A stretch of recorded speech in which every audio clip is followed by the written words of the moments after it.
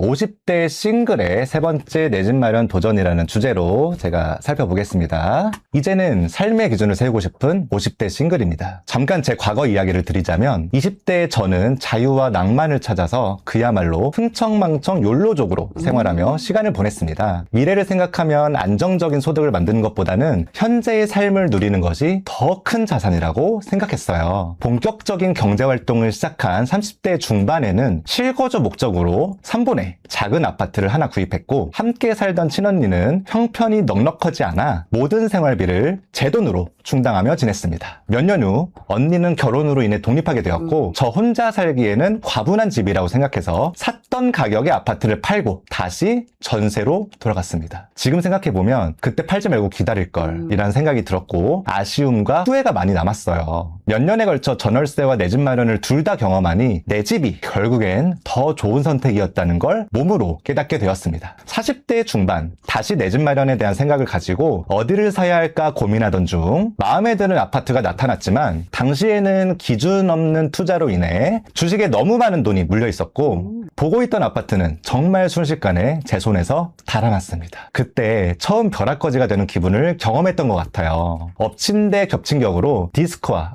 갑종 지병까지 얻게 되어 과거의 실수들이 더 크게 느껴지는 요즘입니다. 불행인지 다행인지 24년 7월 언니의 추천으로 경기도 용인에 한 아파트를 매수하게 되었어요. 2000세대가 넘는 대단지에 지역 호재도 있었고 무엇보다 저와 가족들이 살았던 아파트였기에 하늘이 준 마지막 기회라고 생각했습니다. 일단 무조건 사자 하는 마음으로 집을 보지도 않고 덜컥 계약했는데 같은 아파트, 같은 평수라고 하더라도 집 컨디션이 너무 다르다는 걸 처음 알게 되었습니다. 가장 먼저 눈에 들어왔던 건 창문 너머로 보이는 6개의 무덤들이었어요. 마음 같아서는 계약금을 포기하고 다른 집을 알아볼까 싶었지만 일단 살면서 생각해보라는 언니의 권유로 인해서 여기까지 오게 되었습니다. 집이라는 게 누군가에겐 따뜻한 보금자리가 되고 누군가에겐 든든한 비빌 언덕이 되어준다는데 저한텐 그냥 스트레스와 불안감만 주는 존재 같아요. 진짜 하루라도 빨리 이 집을 정리하고 튼튼한 노후 대비를 하고 싶습니다. 세상 물정을 몰라도 너무 모르는 저 진짜 이대로 괜찮을까요? 라고 사연을 보내주셨습니다. 가계부를 한번 살펴볼까요? 일단 자산은 그 부동산 자산이 이제 4억 3천, 그 주식은 없고요. 현금으로 이제 1,700만 원이 있어요. 그래서 부동산과 현금이 4억 4,700이 있고요. 아마 이게 부동산은 지금 보유하고 있는 부동산의 맞습니다. 시세라고 저는 생각해요. 그리고 주담대가 이제 7,500이 있고요. 그러니까 자산에서 주담대를 보면은 이제 순자산이 3억 7,200 정도 보유하고 있어요. 그리고 본인의 소득은 월 400 정도, 그 연소득이 4,800이죠. 대출이자는 30, 통신 인터넷비 66,000원, 식비, 생활비 합해서 70만원, 그리고 보험비 30만원, 관리비 25만원, 병원비 5만원으로 총 월 지출이 166만원 정도, 그래서 월 저축은 230만원 정도로 형성하고 있습니다. 생각보다 지출이 막 그렇게 많지는 않아요. 적은 편이죠? 그렇죠. 네. 그래서 지금 지출 통제도 잘 하고 계시고 저축도 하고 계시지만 결국에는 이 집을 정확한 가치를 모르고 집도 안 보고 계약했기 때문에 이 집을 어떻게 할지 좀 고민을 하고 있는 상황입니다. 질문 한번 읽어볼까요? 지금 거주하고 있는 집에 대한 확신이 없어요. 제 상황에서 정말 가장 좋은 선택이었을까요? 아니라면 현재 할 수 있는 가장 좋은 선택은 무엇일까요? 두 번째 질문은 자영업을 하고 있다 보니 소득이 일정하지 않아서 매월 유동적으로 생기는 여윳돈으로 전부 주담대 중도 상환을 하고 있습니다. 하지만 진짜 이게 가장 좋은 방법인지 제 상황에서 대출을 대하는 가장 현명한 방법은 무엇일까요? 라고 이제 2개의 질문을 주셨습니다. 좋습니다. 유대님 아주 또박또박 사연을 잘 읽어주시네요. 네. 좋습니다. 한번 만나보도록 하겠습니다. 좋습니다. 50대 싱글 여성분이십니다. 네. 포비님. 여보세요? 네, 여보세요. 안녕하세요. 네. 네, 포비님 구해줘올부 코코드림입니다. 지금 저희 방송 보고 계셨을 텐데 긴장되셨죠? 네, 언제 전화 올까? 네, 기다리고 있었어요. 그러면 그 자기소개 간략하게 한번 해주시겠어요? 용인에 살고 있는 포비입니다. 네, 아주 진짜 간략하게 말씀을 해주시네요. 일단 그 첫 번째 가장 큰 고민이 지금 살고 계시는 그 집, 요거를 보유를 해야 할지 아니면 매도를 해야 될지 요게 부분이 이제 가장 큰 부분이신 것 같아요. 자, 그러면 이 집을 사실 때 그래도 그 집을 사신 이유가 있으실 것 같아요. 여기에서 전세로 2년을 살아봤고요. 그리고 좀 괜찮았다고 생각했고 저 건강 문제 때문에 감당할 수 있는 대출이 2억 안쪽 쪽이라고 생각했어요. 그리고 옛날에 샀던 집이 대출을 많이 껴갖고 그 아팠던 기억이 있어서 네. 그때 당시에는 금액이 저한테 맞다고 생각해서 샀는데 그 지금 대출을 어느 정도 갚고 나서 이제 정신을 이렇게 조금 차리고 보니까 이게 맞나 생각이 들더라고요. 그러면 이 선택함에 있어서 어떻게 보면 또 뭐 언니분이 이거를 또 매수를 하신 건가요? 계약을 하실 때? 제가 바빠갖고 언니한테 같은 타입이니까는 언니가 가서 집 상태만 봐달라 그랬어요. 근데 언니가 노안이 왔는지 그걸 못 본 것 같아요. 근데 이제 나는 계약금을 치르고 딱 와서 보니까는 그게 보이더라고요. 그거 보고는 내가 좀 선택이 좀 후회가 된다라고 생각이 드셨어요? 그때 그래갖고 계약금을 포기하려고도 했어요. 네, 포기하려고 했는데 언니가 그냥 들어가서 그럼 바로 내놔라 이렇게 얘기를 해서 그래 그 방법도 있겠구나 생각해서 들어와서 내놓을까 말까 뭐 생각했는데 이제 막 정신이 없는 거예요. 그러니까 살다 보니까 지금까지 그냥 살게 된 거예요. 왜 지금 이제 매도를 하려고 하시는 거잖아요. 매도를 하는 게 맞는지 이게 건강상 문제 때문에 이거 여기 이 집의 수준이 나하고 맞는 건지 아니면 내가 용기를 조금 더 내갖고 이거를 처분하고 이거보다 조금 내가 감당할 수 있을 만큼의 빚을 조금 더 얻어서 나가는 게 맞는 건지 이제 이거를 모르겠더라고요. 근데 이 고민을 하시게 된 이유가 있을 것 같아요. 그냥 뭐라 그래야 되지? 동물적이니까 막 여긴 아닌 것 같아 이런 생각했어요. 집값이 안 올라서잖아요. 그거고 제가 언니는 이쪽을 얘기했고 저는 이제 다른 이제 전철 다니는 쪽에 이제 새로 생긴 아파트가 있었는데 그쪽을 이제 보니까는 그쪽은 그래도 좀 올랐더라고. 네, 그렇죠. 아무래도 이제 매수를 한 상황이고 이 집값이 좀 그래도 올라주면 뭐 그래도 뭐 괜찮은 선택이었나 보다라고 생각을 할 수가 있는데 어떤가요? 지금 사신 매수 가격보다 지금 시세는 좀 올랐나요? 제가 보기에는 그냥 제자리 걸음인 것 같은데요. 몇 년도에 사신 거죠?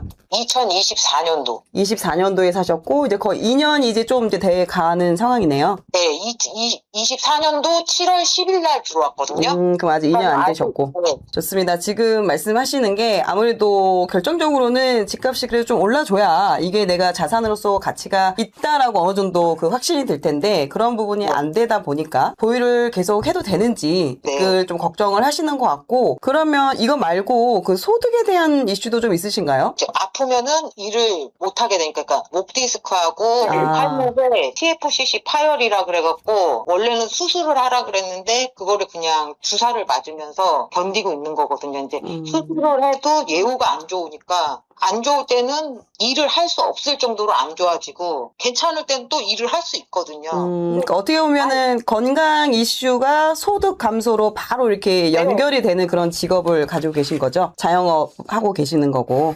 네. 좋습니다. 지금 대출이나 이런 거에 대해서는 좀 어떻게 생각하세요? 처음에는 대출에 대해서 그 1억 8천 받았을 때 진짜 과거에 해봤지만 이제 늙으니까는 좀 소심해지잖아요. 그렇죠. 처음에는 숨도 쉬지 못할 것 같더라고요. 이게 뭐지 그러면서 근데 차근차근 조금씩 갚다 보니까 어떻게 하다 보면 내 집 가격의 2배수 갈 수 있겠는데 내가 용기만 내면 그런 생각도 하게 됐어요. 이제 네네. 막 욕망에 막 사로잡혀갖고. 좋습니다. 지금 일단 가장 중요한 질문 해주신 거 내가 지금 살고 있는 이 집 가치가 있을까 이거에 대한 질문 그게 가장 좀 궁금하시죠? 네. 네, 좋습니다. 일단 저도 살펴봤습니다. 지금 어디에 거주하시는지 지역이나 이제 주변을 다 봤을 때 지금 34평 신축 브랜드 대단지예요. 네. 경기권에 있는 그리고 호재도 어느 정도 있는 상황인데 가격이 지금 어느 정도죠? 제일 싼 거를 보면은 같은 평수에 제일 싼 거가 어떨 때는 3억 9천짜리도 나오기는 해요. 네, 제가 한번 네이버 매물을 확인해 보니까 현재는 4억 1천만 원에 이렇게 지금 매물이 가장 싼 매물로 올라와 있더라고요. 그래요? 네, 어떻게 보면 경기도에서 34평에 신축의 브랜드 대단지인데 가격이 4억 초반이다라는 거는 가격이 되게 어떻게 보면 전체적인 그런 평균적으로 전체적으로 봤을 때 되게 저렴한 위치에 있는 부분이고요. 왜 여기가 이렇게 가격이 좀 저렴할까라고 봤을 때 보면 이 단지가 어느 위치에 있느냐, 수도권 안에서도 어느 위치에 있느냐를 확인을 해보면 어떤가요? 우리 사연자님 보시기에 위치가 어떤 것 같으세요? 저는 잘 모르겠어요. 이렇게 솔직하게 얘기하자면 부동산에 대해서 잘 모르기 때문에 이게 어떤 건지 가늠도 못하고 있거든요, 솔직하게. 좋습니다. 네네. 알겠습니다. 그러면 모르신다고 하니까 제가 차근차근 말씀드리도록 하겠습니다. 그럴 수 있죠. 또 이제 네. 또 자영업을 하시다 보면은 관심을 못 가질 수가 있는데, 자, 그러면 특히 수도권에서 중요하게 봐야 되는 게 바로 그 위치예요. 위치. 네, 알아요. 그렇죠. 알고 계시네요. 네. 그 위치라는 게 예를 들어서 서울 중심부, 강남, 광화문, 뭐 여의도 이렇게 이제 서울 중심부, 특히나 이제 강남을 기준으로 했을 때 강남과 얼마나 위치가 가까이 있느냐, 거기다가 플러스 하나로 더 강남을 얼마나 빠르게 갈 수 있느냐, 접근성, 이 두 가지를 보거든요. 위치와 네. 그리고 접근성. 근데 그 두 가지를 봤을 때는 어떠신 것 같으세요? 안 좋은 것 같아요. 위치도 너무 외곽이죠. 네. 그리고 그렇다면 좀 교통이나 이런 게 좋아서 강남까지 좀 빠르게 갈 수 있으면 좋은데, 지금 보니까 주변에 어때요? 대중교통으로 강남을 가기가 힘들죠. 네, 정말 1시간이 훨씬 넘어, 거의 뭐 1시간 반 정도 걸리는 네. 그런 시기이다 보니까 어떻게 보면 수도권 내에서 사람들이 집을 선택할 때 좋아하는 요소 중에 가장 큰 그 요소가 지금 살고 계시는 그 집은 포함이 안 되는 거죠. 아쉽게도. 이제 네. 그러다 보니까 이게 이제 가격과 연결이 되고 반영이 되면서 지금 다른 집들이 많이 올랐음에도 불구하고 지금 현재 거주하시는 집이 많이 오르지 못하고 있는 상황입니다. 네. 자, 그렇다면은 여기에서 지금 제가 봤을 때는 그럼 가치가 그렇게 좋은 단지는 아닌 것 같아요. 네. 전체적으로 봤을 때, 수도권 평균으로 봤을 때요. 자, 그러면 요 단지를 좋은 지역으로 이동하는 거에 대해서는 어떻게 생각하세요? 그거를 생각하고 있었어요. 근데 부동산 초짜라서 네. 어디로 가야 될지를 모르겠더라고요. 그렇죠. 어느 지역으로 가야 될지 그 지역을 선정하고 뭘 아는 게 있어야지 되는데 맞습니다. 네, 아는 게 없어서 네, 그래서 그런 거 궁금해하실 거라 당연히 생각을 했죠. 제가 이제 보유를 하세요 하면은 이동할 필요가 없으니까 그 다음에 대해서 저도 준비를 할 필요가 없는데, 아무래도 매도를 하시는 게 좀 더 장기적으로 봤을 때는 의미가 있다라는 생각이 드니 어디 쪽으로 가면 좋을까라고 봤을 때 거기에서 좀 더 먼저 생각해야 할 게 뭐냐면, 내가 그러면 예산을 짜시는 게 더 중요하거든요. 네. 그러니까 내가 집을 얼마짜리를 살 건지를 알아야, 그래야지 예산에 맞춰서, 그리고 내 생활 반경이나 이런 여러 가지를 포함해서 위치, 지역을 선정을 할 수가 있잖아요. 네. 자, 그러면 그 내 집값을 결정할 때 현재 만약에 지금 집을 매도를 한다고 하면 네. 지금 4억 1천만 원 정도 지금 최저 매물이 돼 있거든요. 네네. 그러면은 정말 이제 내가 매도를 좀 빨리 해야 되겠다라고 하신다면은 그 정도 가격에 내놓으셔야 매도를 하실 수가 있어요. 그리고 나서 내가 매도한 가격과 그 안에서 대출금을 좀 빼면 네. 실제 내 종잣돈이 되시겠죠. 네. 그럼 거기에다가 대출을 일으켜서 그 돈을 합쳐서 이제 다음 집으로 가셔야 되는데, 네. 자, 중요한 거는 지금 대출에 대한 사연자님이 어떤 생각을 가지고 있으신지도 되게 중요합니다. 대출은 제가 갚는 게 아니라 우리 사연자님이 갚으셔야 되는 거잖아요. 자, 그럼 대출에 대한 생각은 어떻게 가지고 계세요? 맥시멈 한 3억까지만 갈 것 같아요. 제 생각보다 상당히 높게 잡으셨는데요? 네. 그러니까 맥시멈. 네네, 맥시멈. 네. 근데 실제로 제가 이제 많은 사연자분들과 이제 이야기하고 했을 때 실제로 그 갈아타기를 할 때는 좀 대출을 활용을 해서 더 좋은 집으로 가셔야 되잖아요. 네. 그렇죠. 그런데 이게 아무래도 그 대출 여력에 따라서 네. 그 대출을 일으키는 그 금액이 한계가 있다 보니까, 특히나 연령대가 있으시고 이제 소득이 감소할 게 눈에 보이고, 네. 또한 대출에 대한 좀 부정적인 그런 생각을 가지고 있으신 분들은 네. 저희가 대출을 충분히 쓰셔도 괜찮습니다 라고 말씀을 드려도 네. 실제로 현장에서는 그거를 적용을 잘 못하시더라고요. 그래서 물론 자산적인 측면도 너무 중요하지만 지금 우리 사연자분의 성향을 봤을 때 너무 자산 쪽을 치우쳐서 대출을 많이 받으세요 라고 하는 거는 좀 안 맞을 것 같고, 네. 그래서 저도 보수적으로 이왕이면은 우리 사연자분이 실천할 수 있게끔 네. 부담을 크게 갖지 않고 네. 그런 마음으로 저도 이제 좀 예산을 저도 한번 짜봤습니다. 보니까 적정하게 저도 한 2억 정도 받으시면 좋을 텐데 라는 생각 했다가도 정말 제가 보수적으로 네. 대출 1억 정도를 했습니다. 어떻게 보면 내가 종잣돈이 3억이 넘게 있는데 이걸 대출 1억만 받고 4억대 초반에 집을 간다라는 게 어떻게 보면 좀 자산 측면에서 되게 아까운 느낌도 있어요. 객관적으로 봤을 때는.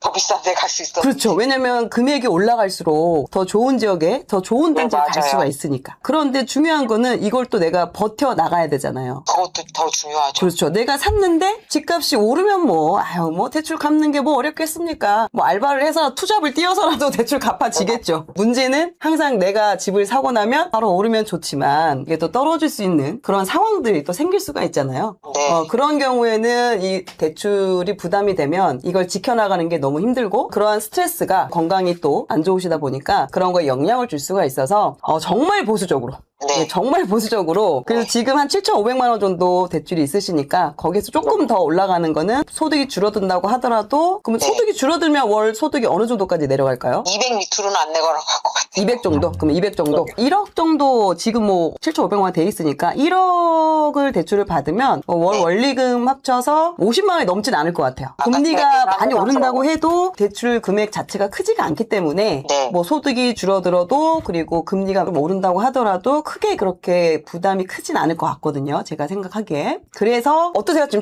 대출을 1억 정도 말씀드렸는데. 저기 코코드림님이 말한 게 맞는 것 같아요. 괜히 네. 막 할 수 있다고 욕심 부렸다가 괜히 옛날처럼 막 스트레스 받고 그럴 거야. 모르겠어. 그러고 이렇게 파는 것보다는 그냥 장기적으로 끌고 갈 수 있는 금액을 받아서 이사를 하는 게 맞는 것 같아요. 그러다가 또 이제 건강이 다시 나아지셔서 조금 네. 더 소득이 올라가거나 하면은 그때 또 다시 한번 갈아타기를 기회를 노려볼 수 있으니까 일단은 지금 현재 가지고 있는 단지에서 좀 더 좋은 지역으로 옮기시는 게 좋을 것 같아서 저는 예산을 일단 4억 초반으로 4억 초중반으로 생각을 했고요. 자, 그래서 이제 제가 생각한 게 더 중요한 게 이제 또 지역이죠. 네, 네.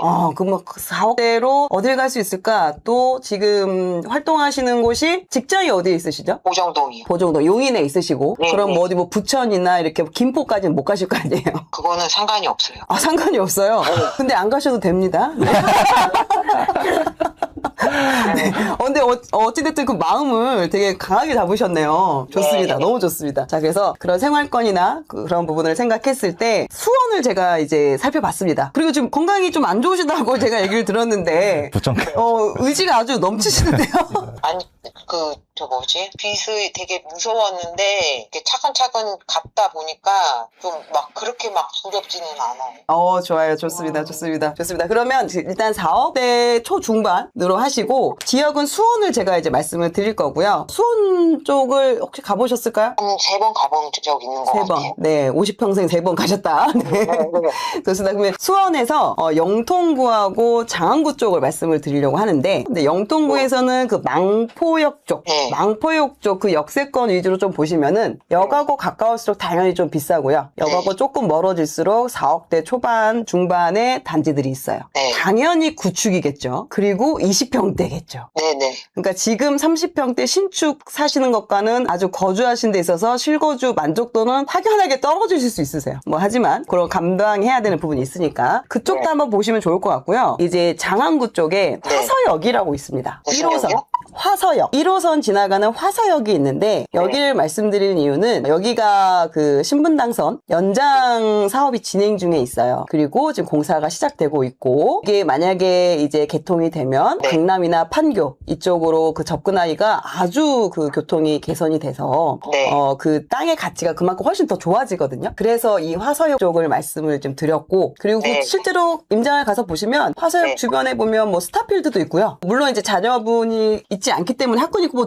크게 중요하지 않을 수 있지만 그래도 그 위쪽에 뭐 정자동 쪽이 학원가도 좀 있고 그리고 뭐 중학교도 뭐 괜찮은 중학교들도 많이 있어서 아이 키우거나 그리고 인프라 이런 것들이 좀 잘 갖춰져 있습니다. 네. 그래서 당연히 화서역과 가까운 데는 비싸겠죠. 네. 그래서 좀 화서역하고 조금 좀 멀어 한 15분 정도는 걸어가셔야 되는 네. 그런 부분이 있어요. 야. 그래도 그쪽에 가면은 그 4억 초중반대의 구축 20평대 단지들이 있습니다. 아, 네. 네, 그러니까 가서 분위기를 보시면 동네도 동네가 괜찮아요. 아, 네. 근데 단지 상태는 당연히 지금 거주하시는 것과는 아주 많이 다르다라는 거를 말씀을 드리고요. 보면 지금 이야기 들었을 때 살고 계시는 집 34평 신축인데도 이 구축 20평대와 가격이 비슷하죠. 네, 그거는 알고 있었어요. 오, 알고 계셨어요? 네. 오, 좋습니다. 향후에 길게 봤을 때도 물론 네. 지금 거주하시는 곳에도 이제 호재가 있긴 하지만 그거보다는 이미 진행이 되고 있는 곳이 훨씬 자산으로서 가치가 있기 때문에 우리 사연자분이 안정을 추구하기도 하지만 거기에다가 그래도 자산 가치가 올라가는 게 너무 중요하잖아요. 예, 완전 중요해요. 그렇죠. 그래서 제가 이제 4억대로 망포역 쪽 그리고 화서역 쪽을 말씀을 드렸고요. 만약에 내가 좀 더 대출을 조금 더 낼 수 있다라고 하신다면 그러면은 그 역에서 좀 더 가까운 좀 더 좋은 단지들을 보실 수 있어요. 아, 화서역에서도 역세권 쪽에서 그러니까 지금 조금 멀지만 좀 더 가까운 단지 그리고 사람들이 조금 더 좋아하는 단지를 보실 수 있으니까 그러니까 4억대도 한번 보시고 5억대도 한번 보셔가지고 나한테 내가 길게 봤을 때 부담이 안 되고 내가 이거는 떨어지더라도 그래도 잘 가져갈 수 있겠다 버틸 수 있겠다라고 하는 단지들을 살펴보시면 좋을 것 같습니다. 네, 알겠습니다. 또 추가로 뭐 궁금하신 거 있으세요? 아, 그 대출금을 이렇게 갚고 있잖아요. 네. 이 행동이 잘 맞는 건지 사람들이 그 대출금을 갚는 게 아니야 그렇게 얘기하더라고요. 네. 근데 저는 그냥 돈이 생기면 생기는 대로 그냥 다 대출금을 갚았거든요. 그렇게 하신 이유는요? 돈 생길 때마다 중도 상환을 계속 하신 이유가 있으실 거 아니에요? 이자가 많이 나오니까. 그래서 네. 처음에 받았을 때는 1억 8천을 받았는데 그래서 계속 갚은 거거든요. 네네. 그러니까 내가 이루고 있는 게 잘 맞는 행동을 하고 있는 건지 아니면은 다른 사람들이 얘기하는 것처럼 천천히 갚아야 되는 건지 모르겠어요. 일반적으로는 대출금을 천천히 갚으라고 합니다. 그러니까 중도 상환을 뭐 해라 이런 말을 잘 하지 않아요. 그러니까 추천드리지 않아요. 일반적으로는. 그런데 이것도 우리 사연자님의 그 상황을 봐야 되잖아요. 예를 들면 뭐 젊으신 분들은 앞으로 소득도 늘어날 것이고 아무래도 시간적인 여유가 있고 이런 부분들 때문에 최대한 좀 대출을 좀 그러니까 이자를 내더라도 기간을 좀 늘려서 지금 부담 좀 줄이는 게 의미가 있거든요. 근데 사연자분 같은 경우 상황이 지금 건강 이슈가 있고요. 거기에 소득 감소가 바로 이어질 수 있고 이런 부분들 때문에 우리 사연자님 같은 경우는 정말 나는 앞으로 안정적인 게 더 중요하다. 그게 내 심리적으로는 난 더 중요하다라고 하신다면은 상환을 하시는 것도 방법이 되는 거고요.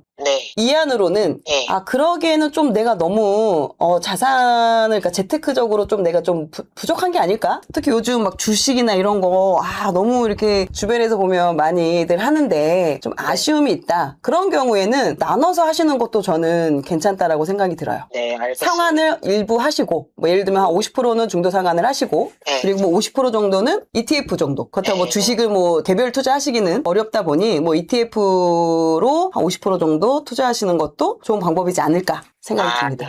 예, 알겠습니다. 좋습니다. 그거 이제 선택은 이제 우리 사연자님께서 향후 이제 그런 소득이나 이런 걸 생각하셔서 하시면 좋을 것 같고요. 또 이제 지금 건강 이슈가 있으시니까 또 어느 정도는 그 종잣돈을 시장 자금을 또 이렇게 좀 따로 모으시는 것도 또 중요한 것 같습니다. 예, 알겠습니다. 네, 좋습니다. 또 더 이제 궁금한 건 없으신가요?